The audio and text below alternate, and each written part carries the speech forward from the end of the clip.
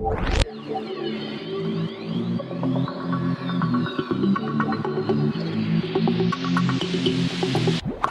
back to another Podcasters Row. This is King of Podcasts here with you. Welcoming you to the program.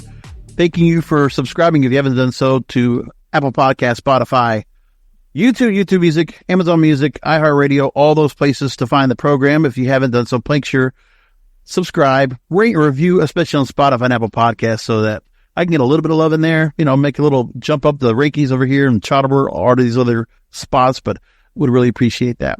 So my guest for this program, there's a lot to be said, and I could probably go ahead and spend hours upon hours to go introduce this guest, but I'm going to just say something that she has said about herself, and it'll be maybe the most encompassing way to kind of introduce our guest today.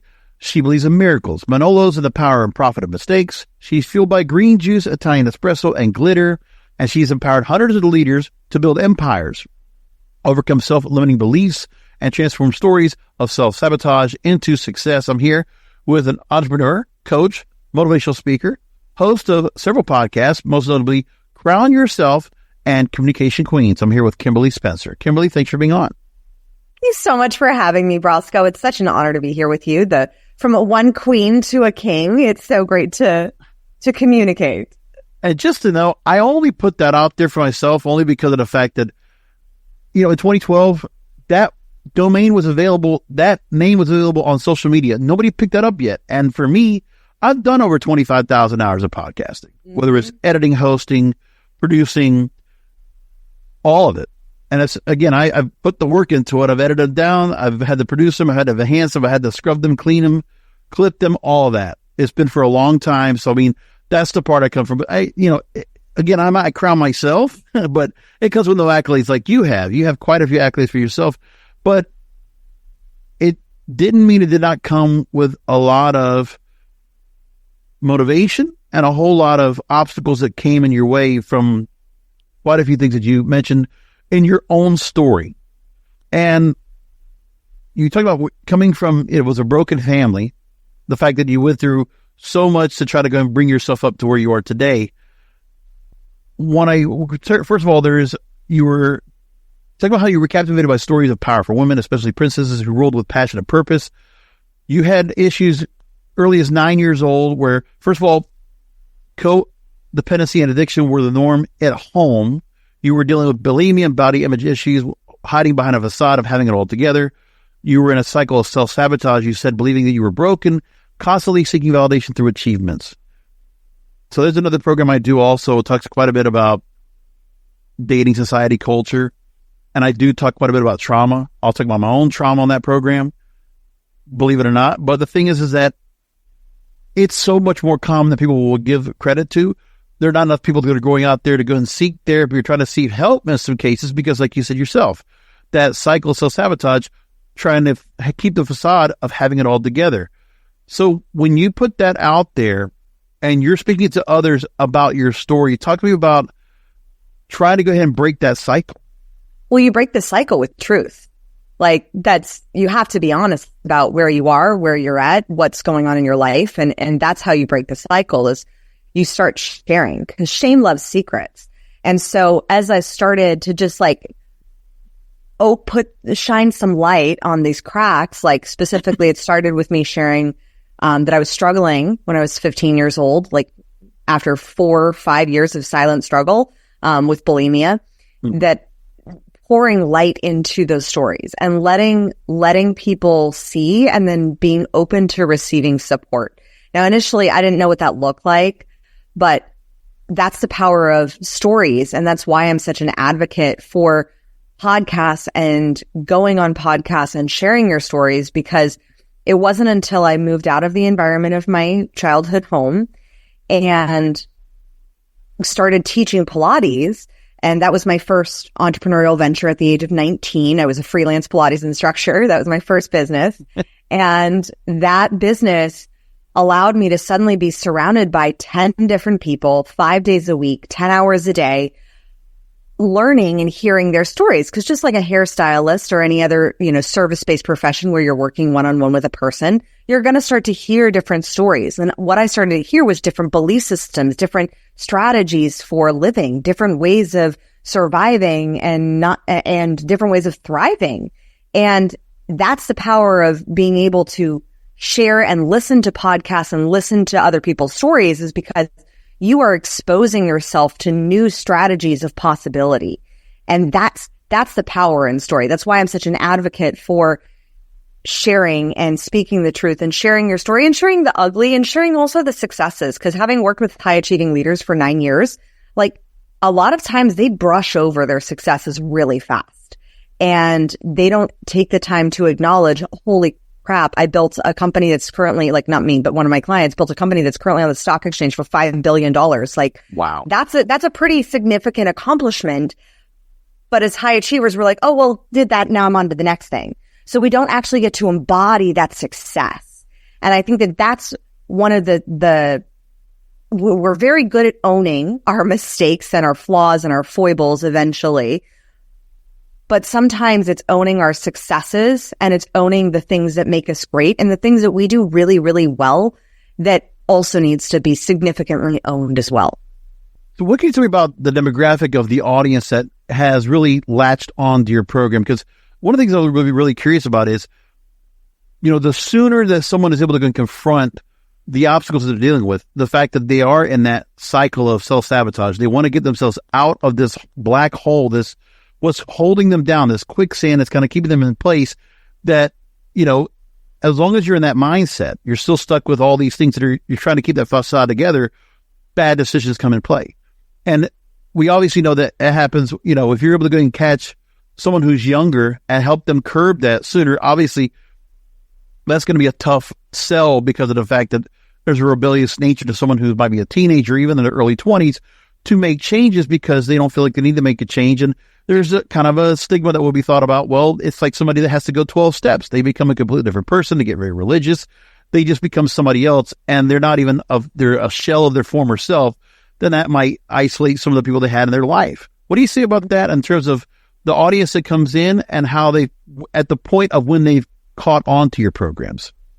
I mean, this is why having coaches and mentors is incredibly essential as you go through your own evolution, because you're going to have moments where you're going to get stuck in a chrysalis and you're going to come out a butterfly, and all the other caterpillars you've been hanging with will be like, wait, hold on. Like, wait, she now can fly? Like, that's not who she was. That's not who I knew her to be. And so it's very important to surround yourself with people who are constantly thinking and challenging the norms and challenging and up-leveling their circle of thinking. And in that space, like, yes, you will encounter things falling away. Most people come to me. I work predominantly with business owners as their coach. They come to me because they know they're the problem. Like, they're aware that they're the problem. They're aware that they're getting in their own way. They're aware that there's a productivity bottleneck that's that's causing a lack of growth in their revenue. And so we get to work on that. But sometimes I will say, like, I've worked with clients through their buyouts, through firing employees, through, scaling and having to let customers go. Or one of my favorite, but like not favorite stories is one of my clients who, as she was growing, suddenly a hate group started forming around like her business. Wow. And yeah, just of former customers who just decided to form this group around her. It was crazy, but the ability to hold someone to that higher standard of who they're becoming. And I work by a very simple principle that which is conscious manifests happily, and that which is unconscious manifests unhappily. And so if you look at being the creator of your life and the causal of your circumstances, then that actually gives you significant creative power to say, okay, well, if I cause this problem, then how can I create something new? How can I create something different? And that is where, and I didn't understand this concept of the power of ownership until in my mid to late 20s, I would say, because while there were areas of my life that I would selectively choose to own, there were other areas that I was like, no, I'm going to play the victim in this role. This area is like, this one I get to blame people in. This one I get to complain about. But unfortunately, if you're in that space, And this is coming from someone, and I want to make this very clear, that there is a big difference between being a victim of an experience and being in a victim mindset that perpetuates that experience as being the dominant factor of your life. And this is coming from someone who has experienced literally every single form of abuse, including sexual. So I say this with all the love in my heart, that the only way that you move through that the fastest is through radical ownership. It is through saying, okay, yes, that happened in my past. And now how am I allowing that to still impact my present and my future? Because I had to realize when I was about 18 years old, it was 17, 18, and I was recovering from bulimia, that it was never my dad shoving my finger down my throat. Like, even though I blamed him for, the addiction that I grew up being very familiar with, I had all the reasons of therapy as to why I did what I did, but that didn't mean that I was stopping doing what I did to myself. But the thing is also, where's the family structure? It always goes back to that, I feel like. And, if there was a father figure, even if it was just a male in your life that could have been there to just to give the validation, to make you feel like, listen, don't, beat yourself up, that you're beautiful, you're smart, you're incredible as you are. And that just, if there's just that one cheerleader you have at home constantly, that'll help you bring yourself back to the ground and realize that all these other areas come in, that, that you don't have to go and bring yourself to so much anxiety and bring yourself to the point of depression, feeling like there's, you're incomplete and that there's something wrong with you. Yeah. I can only imagine now where social media comes into play. I will bring about that in a moment, because social media obviously amplifies everything in this mix. But I want to ask this quick question with you, Kimberly. There was a show that I actually got to produce with, she's a 6-time Emmy Award-winning news director, Maria Retan. We had a show that we did over 300 episodes for called Purse Strings. It was a Marketing Women podcast. And then she did another show, which I think you would have been a perfect shoe-in for this program.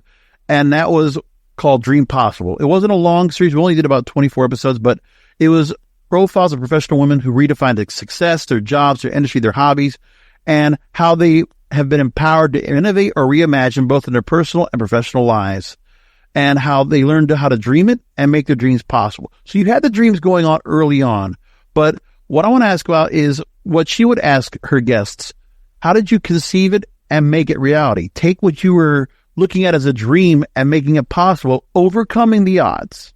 I mean, I think that's one of the challenges of the dichotomy that I grew up with, because I grew up with the addiction side, but I also grew up with parents who radically believed in me.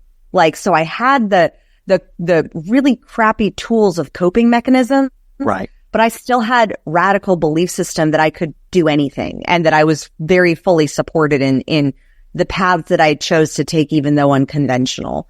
I mean, it was my father who was like, yeah, I think that you should, like, he agreed with my decision to drop out of college 2 weeks before I was supposed to join an acting class in Hollywood so that I could study with one of the great acting teachers who trained James Franco and Sean Astin, and also learn how to write plays and intern in Hollywood. And that was my dream early on, was to work in Hollywood, because it was the only space that I saw that I could make the income and impact that I wanted to make at the time. I grew up in LA.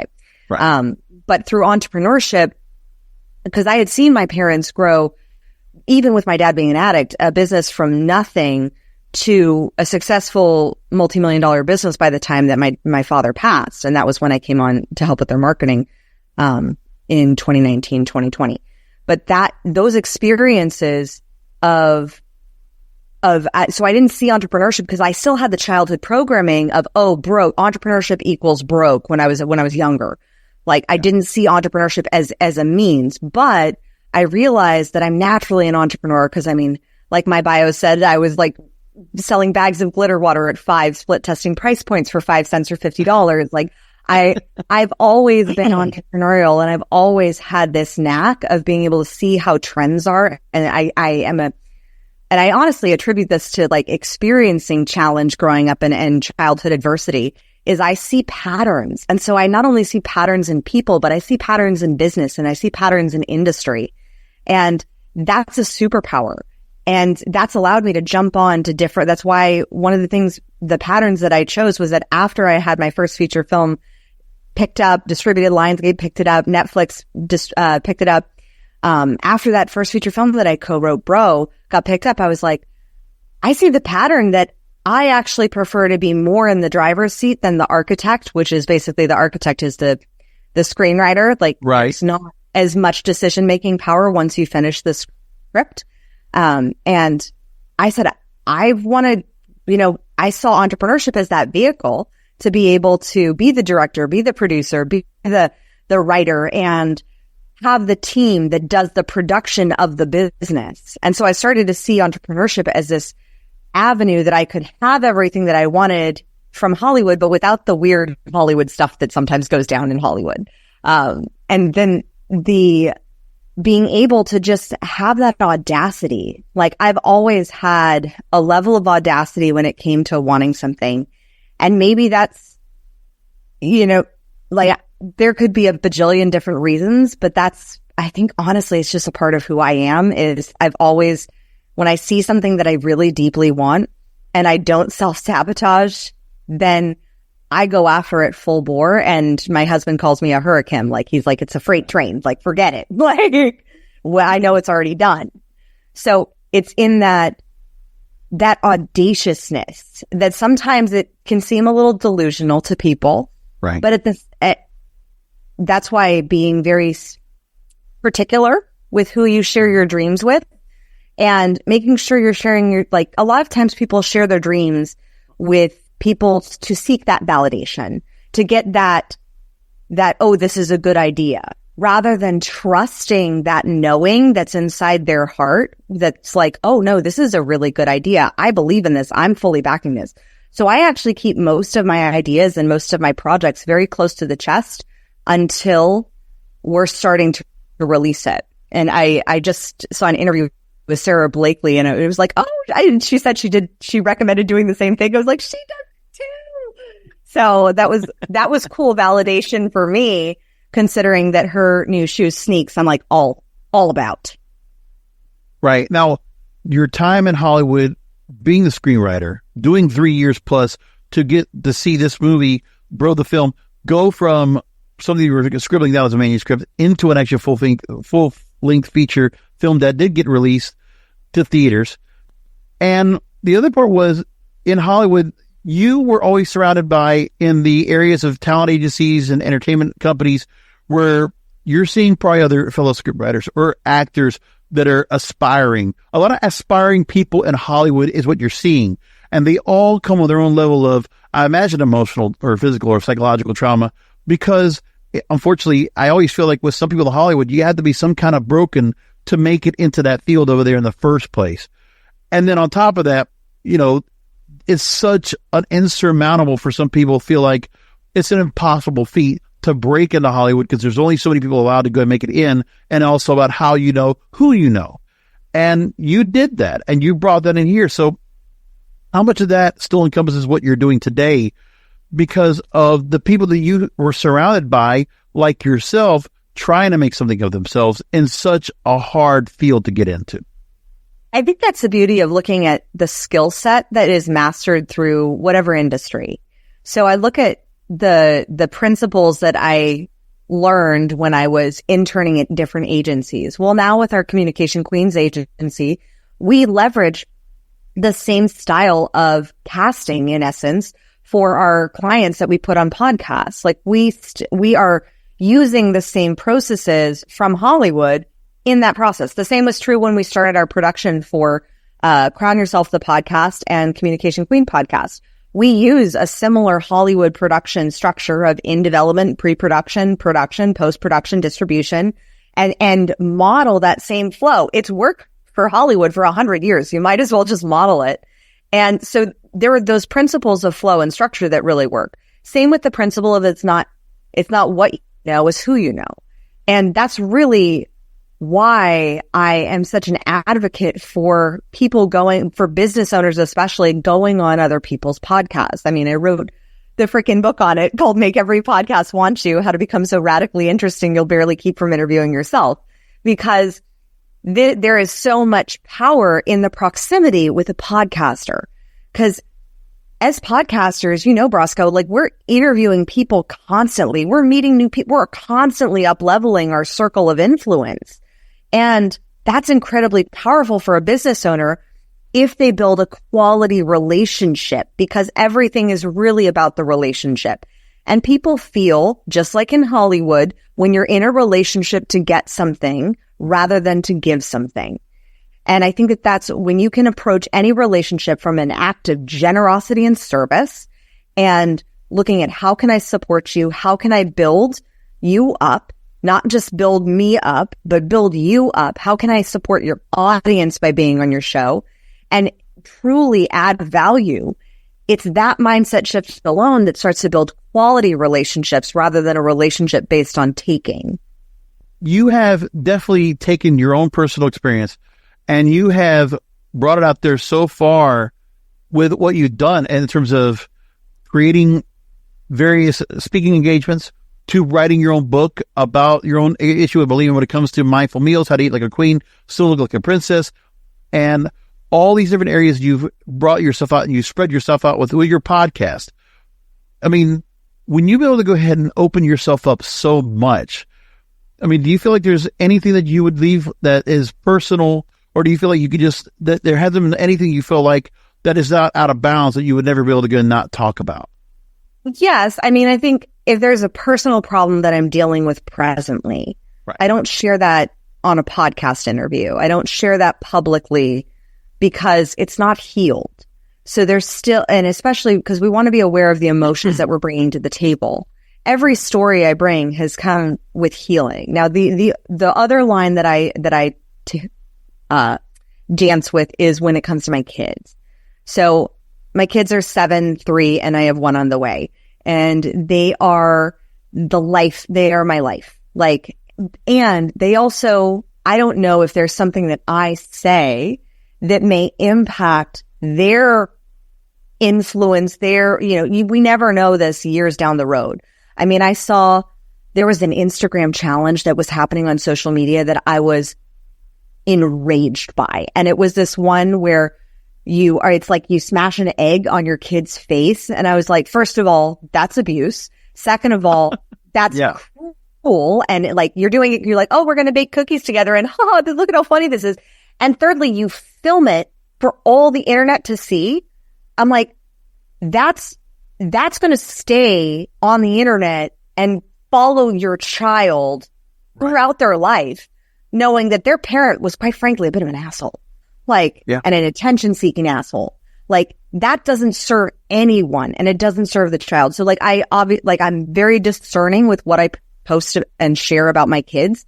Sometimes I'll share, a challenge that we had to overcome with communication or something like that, but I share it from the learned perspective, not from, let me tell you about how terrible my child's tantrum was. Like, that's not, I always consider, how is this going to impact them years down the road when they're an adult?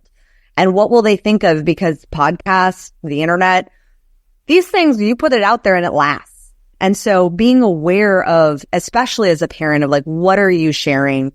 Because your kids don't have full consent. They kind of have an idea. And myself, I have one son who's is like, Mommy, can you share this picture? And I'm like, okay. But he has a kind of idea. And then I have another son who's much more private. And so he doesn't want even to take a picture. And I'm like, no, honey, we're just going to take a picture. And this is just for us. This is just for our family. Right. So being able to toe that line and share that, I share my challenges as a mother that I process, but it's not focusing the attention or the spotlight on my kids. That's another hard line that I have. The other thing too is you and your husband also very much into Hollywood, doing work as a voice actor, various things he's doing as well. We're working with a lot of great stars as well, like you have, you're for yourself. What do you do in terms of, if there's anything you can share in terms of parenting tips and ideas, because of the fact that it's so hard and really so easy for parents to turn into helicopter parents and to maybe give a little too much credence to their kids, obviously you're going to love and you're going to feel like they're successful in whatever they're doing. You want to feel like you want to give that to them, but you also want to feel like, well, they have to go and learn how to, fall down to pick themselves back up. Well, I'm very much on the other side of that. I'm very much like letting them learn how to fall and pick themselves up. Like, 'cause Right. I had a lovely, amazing helicopter mom, and those experiences of just, and I understand, because my mom was 40 when she had me. I was her miracle baby. Like, Wow. she was like, that was, she didn't think that they had been trying for 18 years to have a baby. And so I'm the miracle. Wow. And that I understand why she was the way that she was. And I understand that there are certain learnings that I learned. And then there's things that now that she's with us, and like, we have grandma and we have a multi-generational household now. And it's beautiful that she gets to like be a part of my kids' lives. And since my father passed, and she gets to, she's involved, and she's also very growth minded. And I think that that's something that's important for the kids to see, is that I don't want them to grow up thinking mommy and daddy are the ultimate authority. They never make any mistakes. I'm like, no. I made a mistake. And I own that just as much as when my kids make a mistake, because I want them to see that modeled. Kids don't listen to what you say all the time, but they model who you are. And that's important. When I had a vision when I first started Crown Yourself, my coaching company, back in 2015, and I was at a conference, and somebody was like, "What's your vision?" I said, "I want to impact 1 million children." They're like, "But don't you work with adults?" I said, "Well, I got to work with the parents first." So Right. being able to work with the parents and get them to model the behavior, because I think that there's something so powerful when you also model going for your dreams, when you also model being a present parent, and also simultaneously building something that you're proud of. Like, my kids know my book is coming out on September 30th. They're like involved. They look at the cover. They see the edits, and they're like, "Oh, what are you doing, mommy, on this book?" And then we, as a family, since we homeschool, we are doing an entrepreneurship project with the kids. And we're doing another book release called It's Just a Fart, which is a children's book that's coming out in November. Oh boy. And we're going to be, and that's part of my kids' job, is they get to monitor the, more my 7-year-old, less my 3-year-old. My 3-year-old is like, "Yeah, I get to sell." Right. But they get to monitor, the products coming in, and they get to monitor the revenue and the profit, and that's their math skills. And so we get to build these life skills into them of entrepreneurship, because I do believe no matter whether you're in showbiz or not, showbiz itself is very geared for entrepreneurs, because it's called show business for a reason. And whatever they decide to do, the skill sets of learning influential conversations, communication, sales, these are skill sets that they can transfer into any industry, into any job, anywhere, for whatever they want to do. Now, I notice that with your podcast, with Crown Yourself specifically, there's, in some weeks, in some months, you might have up to 8 episodes in a month, or some you might have up to 4. You do obviously have a point where I feel like when you're doing the episodes, in some cases, it's a matter of, if you have that content available, you're going to try to get out there as soon as you can. And, it's a lot that you're putting out there for folks, not to mention, what is it? I guess my questions will be your motivation for putting out quite a bit of content very frequently. I think content is king. Like, I'm in agreement with Gary Vee on that. Yeah. And I think also it's about building a relationship with my audience. So my audience, they may be struggling with one area of their life, and they need another area of their life they have got pretty well handled. But either way, the content really serves, because we're talking about principles, not just practices, in order to serve those areas that they can cross-pollinate into the area that they're struggling with. And for me, putting out the content for the podcast, and so often, and we've had the Crown Yourself podcast since 2019, that podcast has been, it's evolved so much. It's grown up with my company. It's grown up with me. Like it has evolved from originally it was called The Princess and the Bee. Then we changed it to like, well, our company is called Crown Yourself. Why not just call it Crown Yourself? Like we have a trademark. Right. So we just changed it to that a couple years ago and really focused on the tools and the practices and the principles of what it means to live an empowered life where you're building life on your own terms, where you're doing life as you want to design it, not as the world has designed it for you. And then when we chose to create the Communication Queen podcast, which is another feat in of itself, as you know, like having multiple podcasts, like we decided with that company, I said, I want to focus us specifically on the tools for those who are getting started. So what we've noticed is with our audiences, Crown Yourself draws a more established entrepreneur audience. Communication Queens draws people who are interested in podcasting. They're beginning, and a lot of people who are interested in podcasting, because the stats just show 90% of podcasters don't make it past 10 episodes.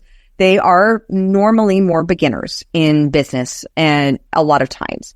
And so we are noticing that that's drawing either a marketing crowd for specifically where they want to learn the tools and tactics of like how to leverage a podcast or podcast guesting specifically to market their business. Yeah. Or it's attracting beginning business owners who want to get it right the first time. So we're going to get the Communications Queens. I want to get and touch on that in just a second, but I also want to just come back into the fact that with Crown Yourself, the podcast itself, over 120,000 downloads, 45 countries. Obviously, it's grown since then. 45,000 now. There we go. Yeah. And you had quite a few guests that you've had on that are entrepreneurs, conscious leaders. Blink Bar CEO Tersha Shirai, QVC Gem, Leah Valencia Key, and Walk with Sally CEO Tash Brooks. So with some of the stories you bring on board and their stories, what would you say would be the key in those podcasts because of how open and honest and forthcoming you have been about yourself, and more specifically about what you've done in the past decade or so? You could say, like, because you've talked about you've buried your best friend, you ran marathons, wrote a best-selling book, certifications, delivered a TEDx talk, built multiple successful businesses, all while breaking cycles of abuse, self-sabotage. How do you make it as a podcaster, as a podcast host, to help get more that emotional component of those guests, to have them come up and open up about their own experiences outside of their businesses? What would you be saying is how you feel like you've been able to go and do that? Is it more based on the fact of how much you've been able to open up yourself and what you might say to them to bring them at ease to go ahead and be a little more forthcoming, a little more open about what happened to them? Yeah, I think it's more about the skill set of coaching, of guiding and leading. And in the conversation, also being able to hold space for the pauses, hold space for the self-discovery that sometimes can come from a podcast interview. I mean, I know I'm really, one of the things I'm very proud of about my podcast is that I've had multiple times therapists, founders, CEOs say, I've never shared this before and I'm sharing this now. And that's something that is really sacred to me, that people would feel that with me and my audience, they feel comfortable opening up with that level of vulnerability. And I think that comes with leading by example. And that's the whole principle of Crown Yourself. It is self-leadership. It is leading with, these are the principles that I believe in: creativity, ownership, vulnerability, and courage, and opening up the door for those courageous conversations to be shared in public. I mean, I remember when like Leah Valencia Key, she's a dear friend of mine, and I reached out to her after the George Floyd murder. And I said, I'd like to have a conversation about race. And she's like, I'd never had this conversation before. I said, neither have I. And I said, would you be open to doing a conscious conversation on this on a podcast? And she came back as an incredibly successful Black woman. Like, she is just amazing. She is a QVC mogul. And we had the conversation for her second episode, and it was this beautiful space. And I got so many emails from my audience saying, thank you for holding space for this conversation that we didn't know how to navigate.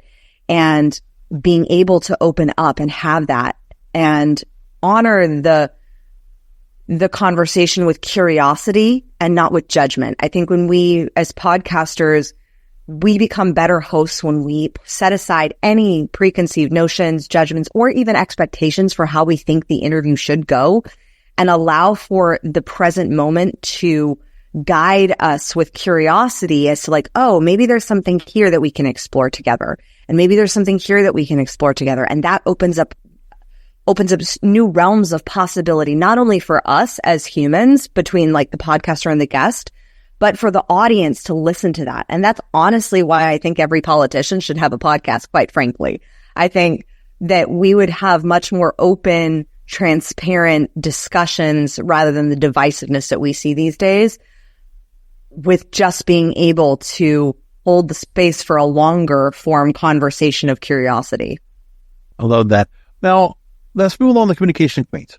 So when I look at that, I see there's really, I feel like there's a lot of public relations that's going and getting involved and helping to get people in front of the right sources, the right places to go and get their message or get themselves found and discovered. Mm-hmm. So give me kind of the layout of what Communications Queens, that podcast entails. So I started Communication Queens, the agency, because podcast guesting alone for my coaching company has generated over $250,000 in sales and new business revenue.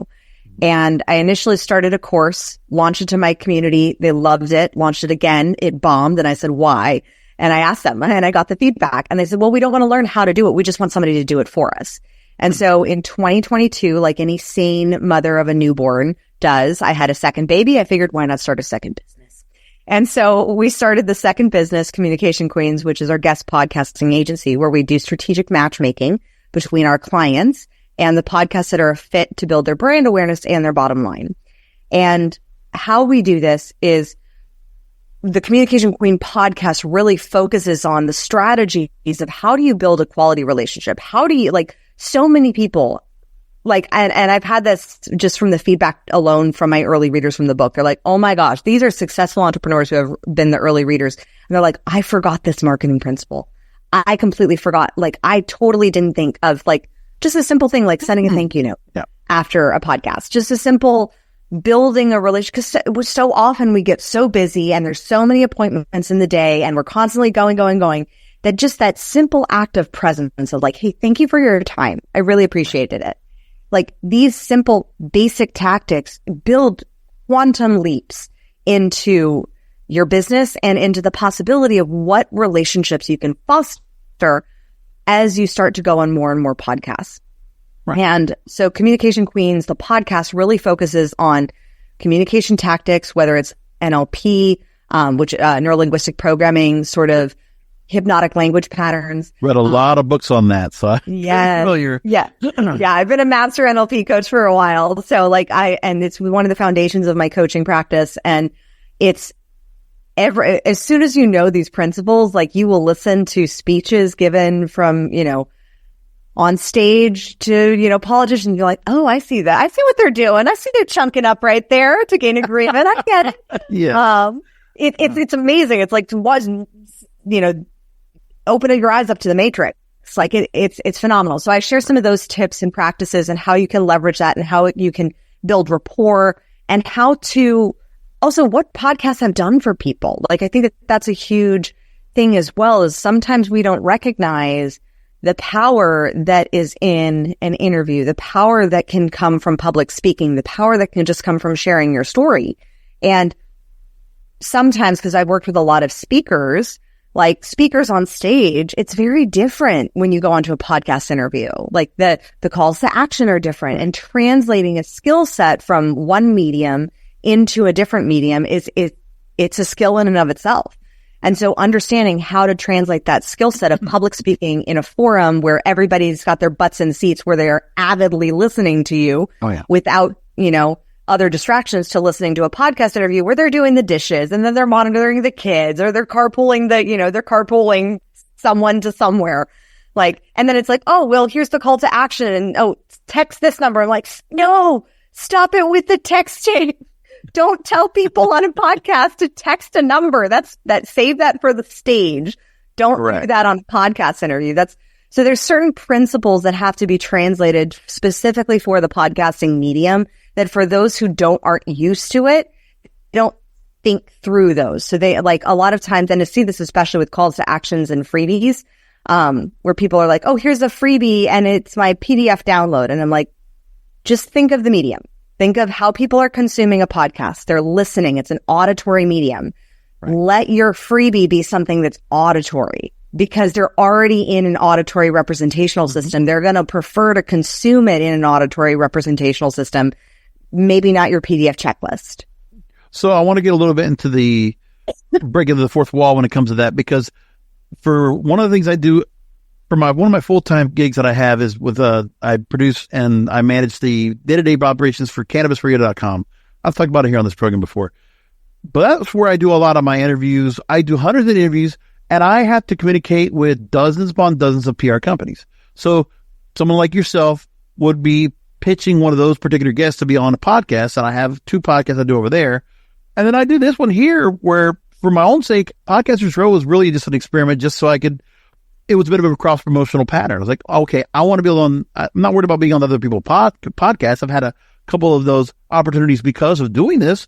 But for me, it's like, I want to be able to continue to take the interviews that I'm doing and learn from other people. But at the same time, anybody that comes in the pitch to me for a podcast, it's also the part where I also feel like I got to train some of these companies. You know, they're first of all, they're either mainstream companies working with other people out there. If I gave you names, you know who they were, but they're working in cannabis. And it's like, all right, here's your bio, this guest and this kind of stuff. And like, no, listen. In this industry, we have current events, we have current stories. There are timely stories that are coming on. If you're going to pitch me based on the fact that there's this particular story that's ongoing, and let me make them an expert.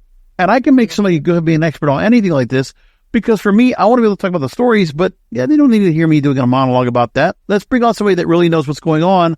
I can give my take without any kind of, having any skin in the game, because I'm not in the industry myself. I don't even smoke. But I mean, I'll still talk about the industry because I've been commenting and learning about it for 10 years. So I have a good opportunity to go and bring somebody on board of a company like yours, bring them on, make them come on board and bring them up to sound as wonderful and as erudite as possible. Talk about the fact of, usually when you have to pitch particular guests, what it is about. Are they more concerned about the background? Do you usually give the pitch in that sense more generic? Or do you feel like if you know who you're pitching to, that you're going to try to go ahead and position them a little bit better, knowing you have a rapport with whatever company you're going with to get that guest on board? About your approach, I want to know about that. It really depends on the client. I mean, we have our 10 pitch commandments that are the basic rules that after having a podcast for 5 years, I've gotten heaps of bad pitches. And mostly they come from untrained outsourced VAs, unfortunately. Yeah. Or someone hires someone from a site and is like, oh, well, pitch me for podcasts. And it's a generic pitch. Commandment number 1, just use the frickin' name. Like, just put my name in. Number 1, first and foremost, put the host name, put the name of the podcast in. Yeah. Bare minimum. But right. Beyond that, like, our pitch strategy really, it depends on the podcast. It depends on the client. So for example, for my clients who have a much larger social media following, it's very easy to get them booked on it's very easy to get them booked on bigger podcasts because they already have the following. If you have 250, 400K Instagram followers, it's easier to get you on a podcast that's already doing 250K Instagram followers, etc., to 1 million followers. That's a lot easier than pitching someone who has no fan base, no followership, no personal brand established, but has spent their time successfully building a quality company. And that's the difference. And so if it's looking at my clients' accomplishments, is looking at what can we pitch that is of value to the podcaster's audience. So first and foremost, we think through the pitch as how can this be of value to the podcaster? Not just in terms of like value for our clients or value for our agency getting our clients on, but what does the podcaster need that has not been discussed, or how can we frame this client as having something valuable that they have not yet explored on their show? Right. Because the podcaster's relationship really is always first and foremost about their audience. It's not about the guest. And I've talked to global top 100 podcasters, and consistently they say they could give 2 hoots about who the guest is. They've turned down top big guests simply because the guest didn't show any care or concern for their audience. Because you're not going to make them go ahead and fit a podcast if they don't want them. Mm-hmm. And also your audience is your trust fund. Like, and I equate this in the book. I said, like, imagine like you are dating someone and you're dating a girl who has a very wealthy family. Like, and she's going to introduce you to her dad and who is the trust fund manager. If you're going in and be like, yeah, here's what you're going to give me. Here's what all the things that you're going to do for me. Here's how all the golden nuggets I'm going to share with you. Dad's going to be like, I don't care. Who's this goof? Like, you know what? I'll ask you this. And this is part of where I got to do right now. So one of the programs I do is grassroots marketing.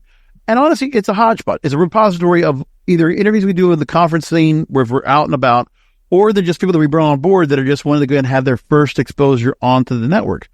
But one of the things for me is that, we always look at what's capital for us is how are you going to cross promote us? If you have particular PR companies that will go ahead and promote back this episode, like send us a link, send us the embed code, send us a video, we'll go ahead and repurpose it and put it out everywhere. Talk to me about the platform that you have available. Was it through yourselves or through the company you're working with to cross promote? Yeah, I mean, we cross promote every Friday. We send out an email to our list of podcasters as well as a list to our entire email list of customers that shares the podcast that we've booked our clients on. So congratulations, Patrick Francie, you got booked on this huge podcast. Or and shout out to Patrick because he's amazing. And so like just being able to share, because we're excited to get our clients' messages out into the world. Like that's something that's huge is we don't work with people who like have a boring message. We work with the revolutionaries, with disruptors, with people who have been in the game, who have some skin in the game, who have some life and knowledge. And it's not just like the generic. And this is where I think a lot of people get tripped up, because I had one person, an agency actually pitch me poorly for a show, for one of our shows. And I looked and my gut intuition was like, there's more to this human. Well, the agency forgot to mention that this woman had also spoken for the UN and was a burlesque dancer. I was like, done, sold. She's on my show. But it was only because I had to go on and do my research because I trust my intuition and leaned in. For me as an agency, I was like, I would put that first and foremost up front, because we did a post that went viral that said, as a top 2% podcast for Crown Yourself, we're no longer accepting clients or podcast guests who just want to empower women. Like, right. It's 2024. If you're not on the Empower Women train, sorry, you're like prehistoric. Oh, yeah. Right? True. Like, so we now have to see that you actually have empowered women and demonstrate how. You give us results. Don't just be a thought leader. I want you to be a results leader, as Joe Polish says. So being able to demonstrate that you have the results and the backing, I mean, rather than the desire. And I think that that's really important. And if you don't have results yet, then don't let that discourage you. Go get good and go get some results. Go get results by serving your community. Like one of our amazing clients, Ashley Chamberlain, she served 3,000 hours, I believe, it may be more by now, serving single mothers, teaching them principles of finances to keep them from financial codependency and complacency. Like that's a superpower. Like that is just her service that she does. And it's amazing. Right. But that's right. Like get good and do something empowering that actually serves and empowers others, rather than saying, oh, I just want to empower people, like with some stuff that you read in a book. That's not going to be inspiring. Now, in the format of Communication Queens, I know that you do quite a bit of monologues yourself, which you call quickies. But then you also, is it really more or less the clients you brought on board? It's kind of like their on-ramp to get them onto other podcasts? Is that kind of what the show's been made as a vehicle for? No. I mean, we started using Communication Queens as a way of also demonstrating coaching as far as how to tell your story, because so many people don't know how to do that. And because whether it's because of shame, whether it's because of, actually more often I found just hands down, it's because of shame. It's because of shame and guilt, and they don't own their accomplishments. And it's mostly women, unfortunately, but they don't, because they've overcome it and because they're high achievers, they gloss through the experiences that they've gone through. And if we aren't there with you on the emotional journey, then we don't know the full breadth and depth of how bad it was, or how much you've overcome, or how much you've achieved.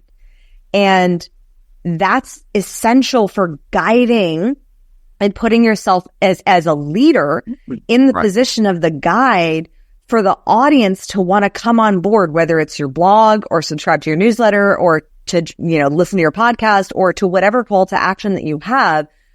Your call to action, your main call to action is your interview. And if your interview doesn't land, if it's just like, I'm listening into the background of my life because I want to have something on to distract me from the dishes, then it's not really compelling. But if you can tell a compelling story, and if you can hit those emotional beats in the story that actually allow for people to understand, like, this was a challenge and you've overcome it, and you hear them, you see them, you know them, that's game changing. That's how you get raving fans.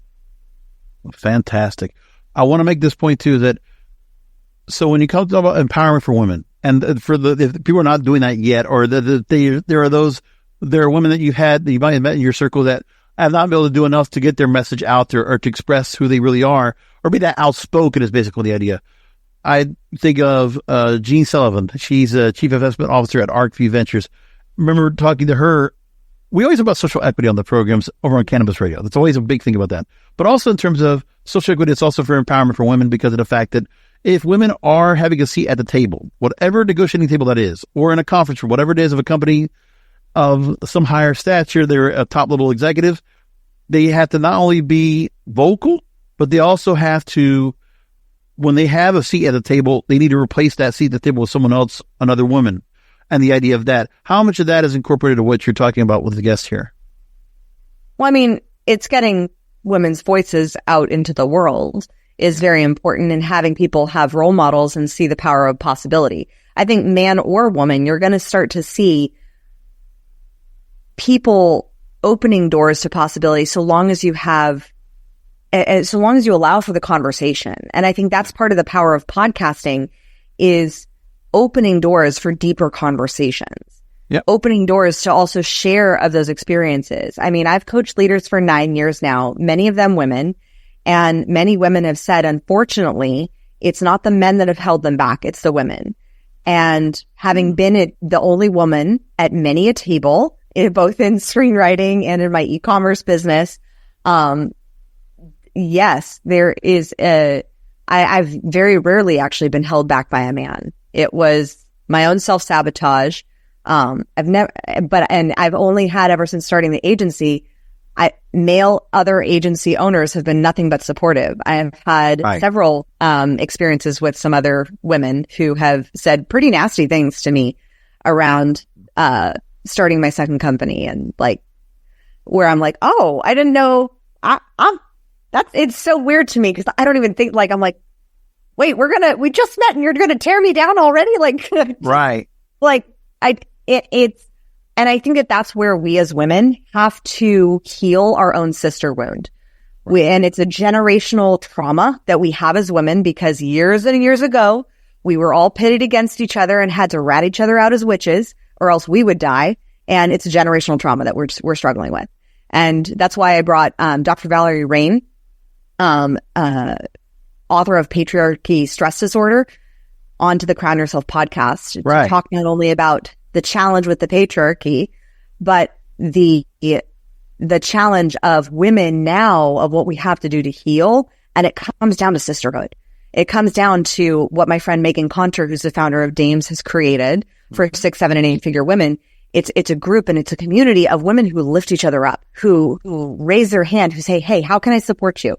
Like, I cannot tell you the amount of women that have just come out of the woodworks in support of my book. And it's amazing. And it's so cool to see. And I just choose to be that vessel for women to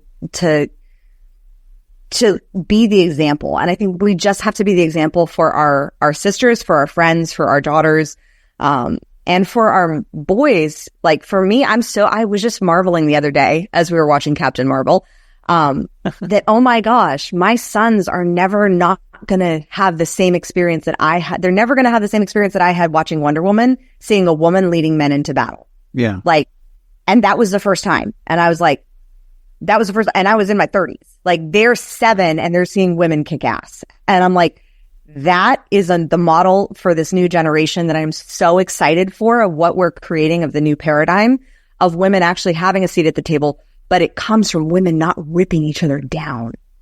That's fascinating. It's eye-opening that's an issue right now.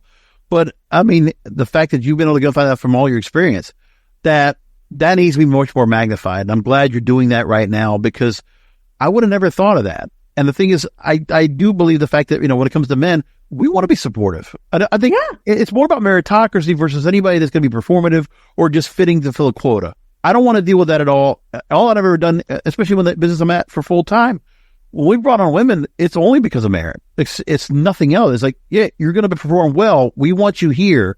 We welcome you in with love, open arms. Let's go and work together. Let's make something great. Is there anything else? And it's like, yeah, makes total sense to me. But I never knew it was that point where you might have other like-minded women, or you would think you would have like-minded women that are competitive or might hold others down. Like that's unfortunate. I never knew it was like that. Yeah. And honestly, I think it's because women had to fight so hard to get a seat at the table that they adopted those masculine principles and that masculine energy. So they're in their masculine energy. The feminine energy is very collaborative. And when we can choose to collaborate instead of compete, that's when we're going to see a whole different world. And I'll tell you, there's another show that I do, like I said, that was Dating Society Culture. It's a raunchy name. It's called The Prey and the Debauchers. But one thing I'll always say that I've learned about was, there was a guest I had on who's also an entrepreneur, and I think about the fact that she talked about dharmic feminism and the idea that feminism is as powerful, or probably more powerful, or equally as powerful is to going to have this idea of being modern and being more masculine, that natural feminism in its own way, for all the nurturing, the beauty, the importance of what there is, it's equally or probably more powerful than what any man could have, just inherently. Yeah, I see it translated into business as the visionary and the integrator. Like the woman is the visionary. That feminine energy is the visionary. And energy, if you look at just energy in physics in general, like it's pulled from the feminine into the masculine. Like you have to plug in an electrical socket, but the energy is already there within the feminine. And so that there is a power that comes from that feminine energy, but it comes from a space of receivership. And a lot of times, and for a lot of women, especially those who have experienced significant forms of trauma of different sorts, receivership is really challenging. I mean, I've struggled with my own bit of it over the years of expanding your capacity to receive more, because of all the plagiarized programming that you're coming up against as you grow, of whether it's, not worthy enough, or, oh my gosh, I should be, or especially for women, I should be grateful. I was just in a women's business event, and we all were going around saying what we're grateful for. And I'm listening to the women saying what they're grateful for. Very few, I would say only about 20% own their own personal accomplishments in saying what they're grateful for. Most women said, I'm grateful for this community. I'm grateful for these people. Because as women, saying we're grateful for one thing that we did ourselves is seen in society more often than not as selfish, as egotistical, as it can be perceived as bitchy. I talk about tonality in my book, as far as like just even having a more assertive tone as a woman can sometimes, like men, when they're assertive with their tone, it's perceived as leaders. Women, it's perceived as a bitch. So it's understanding these dynamics. And as we start to really allow for ourselves as women to stand in our power, honoring, yes, I'm grateful for this community. Yay. And I'm also really freaking proud that I did this, and this accomplishment this year or this month. Like those pieces are not as socially celebrated when a woman has achieved an individual act. And it's more praised when a woman is celebrating the collective and the community that supported her, that lifted her up, rather than honoring, yeah, I wrote that freaking book. I'm really, really proud of it. And I'm really proud that I found an amazing supportive partner to watch the babies for me so I could go off and write the book. It's a yes and, it's not an either or. but I think women have led with and have been programmed to lead with the societal expectation of that sacrificial service of let me praise the community and the group rather than actually honoring that I did this one thing that I'm really freaking proud of and honoring that and then allowing the receivership of that being celebrated. Amazing. So that's it's wonderful going to get that together. It's where I love the message you're giving out there. I love what you're offering in terms of all this together. And I'm amazed on how open and how forthcoming and really just I want you to be able to give of yourself, because I feel like there's a lot of your personal life that you're willing to go and come out and give. And then as you talk about unlocking freedom and opening yourself up to so many opportunities and taking them all head on. Like I feel like you're going without a safety net. You could just do whatever and it doesn't make a difference at all. So I'm amazed on how ambitious you've been and how far you've come from that Pilates instructor to becoming now, going to meeting so many people, being a part of so many stories you could share and giving back and helping out so many people, especially women, in terms of your coaching, in terms of what you're offering in your services. It's incredible. So let's go and wrap things up here real quick. Kimberly Spencer once again with Communication Queens, the podcast, and of course, Crown Yourself. So we want to send you to both websites, crownyourself.com, CROWN yourself.com, communicationqueens.com, singular, communicationqueens.com for both the podcast and all the things that go with that. And real quickly, what else did you want to make mention of while people go to those podcasts and anything else they should also be following along? Any particular engagements coming up? What else can you share with us that you want to make sure that people know about on the way out? Yes, my book release is coming out on September 30th on International Podcasting Day. MakeEveryPodcastWantTo.com. If you go there, you can get on the wait list. You can join us for our book launch party that we're having a pitch-a-thon for. You can jump in, connect with some amazing podcasters at that, and come celebrate the book and learn how you can make every podcast want you. Awesome. That's really wonderful. Thank you again, Kimberly, for being on with us. Really appreciate that. One quick mention, I will just going through the production here. It was Preeti Upal that I actually had her on Podcasters Row that I talked about the area of Dharmic feminism. If you want to follow back up on that, you can go and find that episode. Just about a couple weeks back, I had that guest on. Make sure to go check that out. But again, follow on with Kimberly. What great work that you're doing right now. And thank you again for being all this. And listeners, as always, want to thank you for being a part and listening to the program. And we will talk to you next time.